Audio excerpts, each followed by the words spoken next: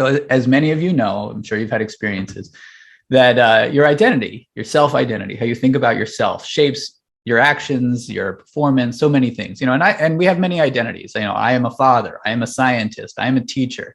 There's so many different, identities. I carry around an identity of being a New Yorker, even though I live in California now.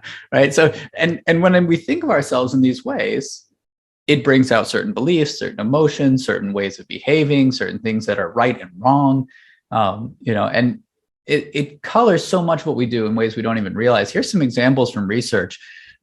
There's findings that even when you're activating an identity in a very subtle way, a very cursory way, it can actually often have an effect. Not a huge effect, but a measurable and reliable effect. So, for example, there are stereotypes in North America, not everywhere in the world, by the way. It's, I think, useful to be aware of that. But in North America, there are stereotypes that women are not as good as math as men. And so in North America, if you give someone a math test and before the test, you have them identify their gender, then they're actually, on average, doesn't happen to everyone, but on average, you see a decrease in math scores just by activating that identity.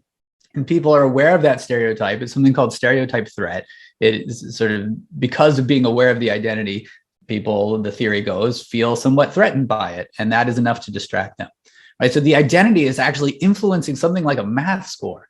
And there's an opposite identity that you'll also see in North America, which is that Asians are better at math than other people, than people who are non-Asian. And so if you activate that in the same way, just have people tick off a box about their, race or ethnicity, then that actually, on average, again, not everybody, but can increase math scores, something as that should be completely independent of your identity.